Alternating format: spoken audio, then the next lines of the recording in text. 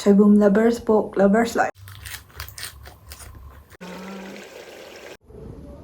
Sidi pork thong dane. Kay hapni tilaw hapani, awa phadigom hapani, sing hapani, chanam hapani. Si morok se sirara khong ni sida phangdam na sirara khong gi type ni si morok se.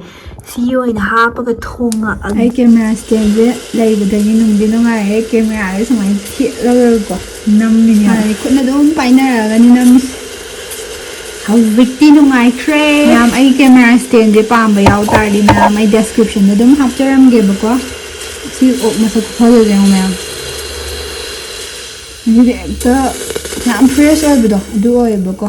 Du kama ga. Hapale.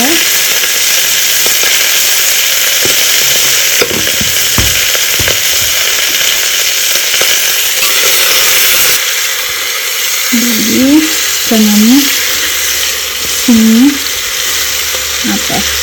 Kalau tadi kan kemudian tuh HP ya, lagi kalau HP aja. Itu gampang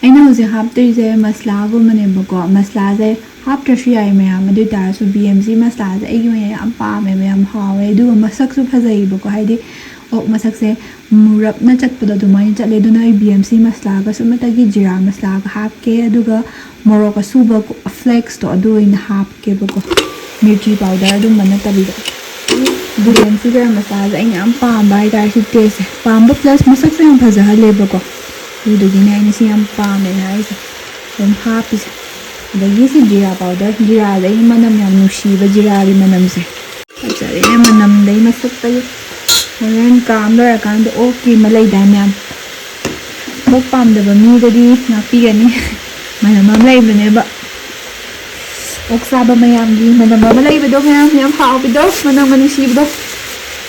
Ma'am phagi na te ai camera stand lai jam no ngai na ge sin na da wai ko camera stand na thong ma di khut ka sidi ahang ga freedom ni morok face mai ha pe ye morok se ma chu di phaja ba ni ba ko ado ma sai mo angang bi do du na mai na phaja ba ni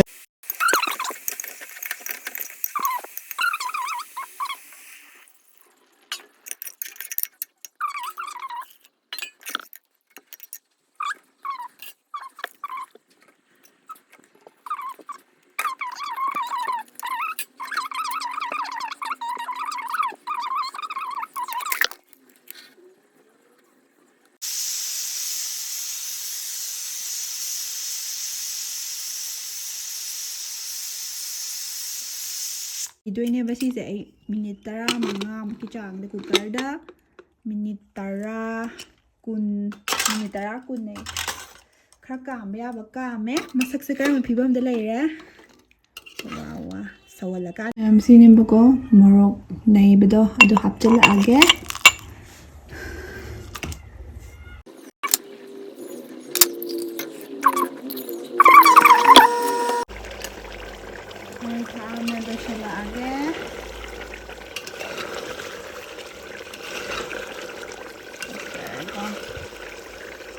Berapa piece sama?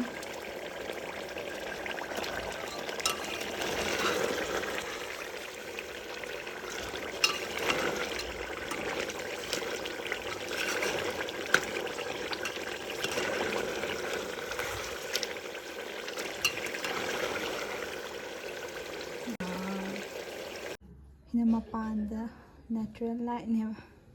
Ai video se bu yang bir ba khuding mak thagat chari aduga subscribe taw da ba yaw tar ma'am subscribe sung soi soi taw shin biramo ado ma'am ai gi viewers khuding mak ta se nga thagat chari aina ko kasu nata ba ina dum ga semjara ga dom video yang bi ba comment taw bir pa khuding mak thank you so much sai jage aduga ma'am nga si di pork thong ma charage viewers kai ne am pam bane do comment ta tar ba mina di am di pam ba di oi dam ne adu tar de viewers me am pam me hai pam me ba ko du gi charger age pork thong mane soibum eromba ma'am soibum lovers pork lovers like ma ki charage soibum eromba se ma'am I charing ma ya de manam se yam haw ne ba ꯑꯗꯣ ꯃꯌꯥꯝ ꯆꯥꯕ ꯍꯧꯔꯛꯑꯒꯦ. ꯁꯣꯏꯕꯨꯝ ꯅꯥꯟꯅ ꯆꯥꯒꯦ ꯉꯁꯤꯗꯤ ꯁꯣꯏꯕꯨꯝꯅ. ꯁꯣꯏꯕꯨꯝ ꯌꯥꯝ ꯆꯥꯅꯤꯡꯉꯦ, ꯑꯩ ꯉꯥꯎꯔꯦ. ꯁꯣꯏꯕꯨꯝ ꯄꯥꯟ ꯇꯣꯠꯂꯒ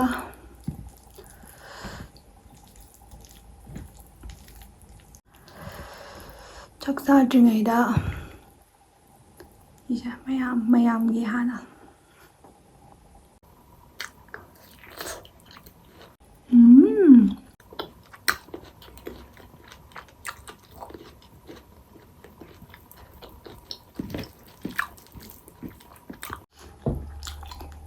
ꯈꯨꯍꯥꯎ ꯑꯃ.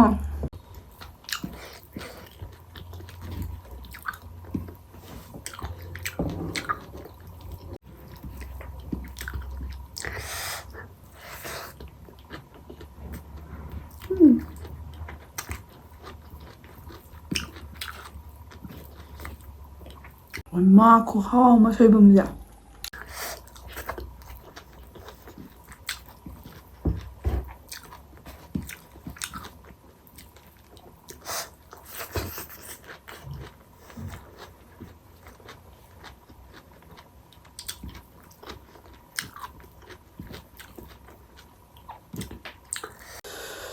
ꯌꯥꯝ ꯍꯥꯎꯋꯦ.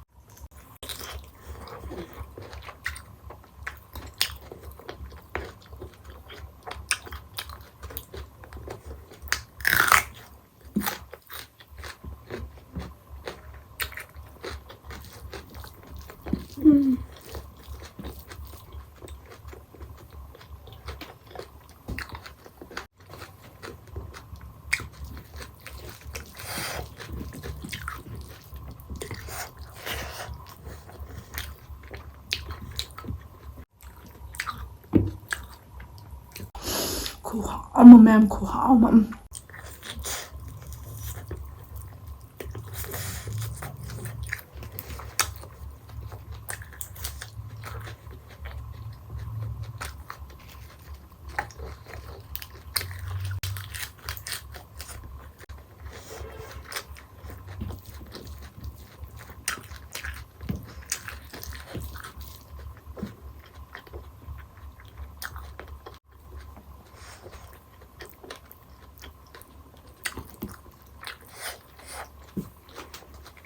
Soibumga o kay matching khusana se.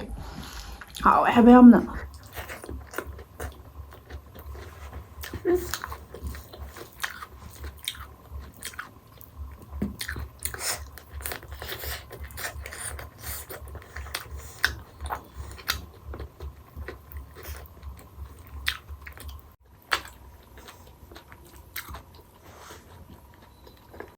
Canam.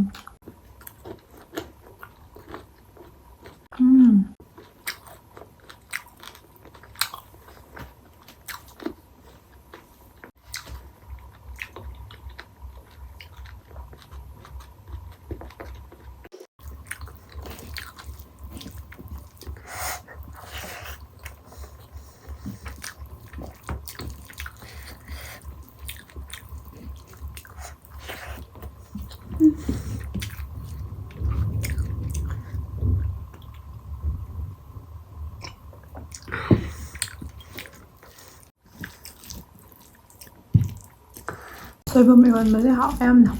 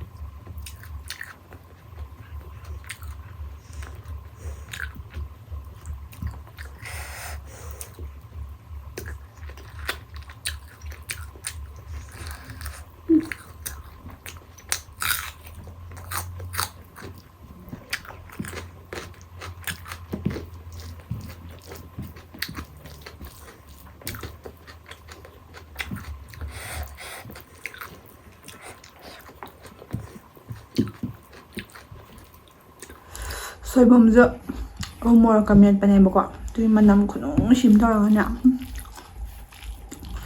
Cool how no jubamada.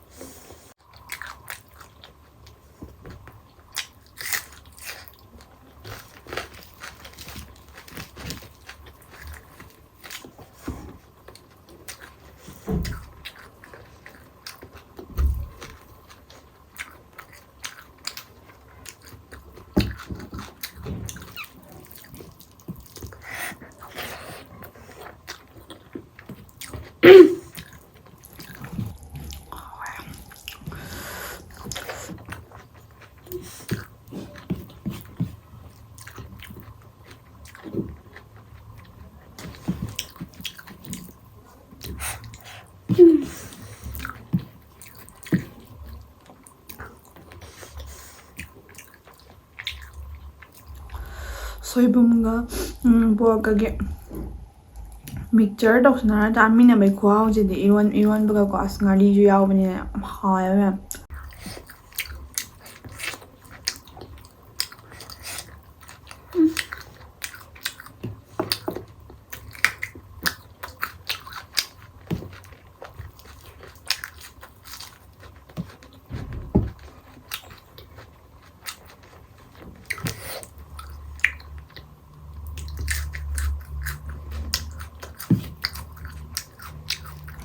hida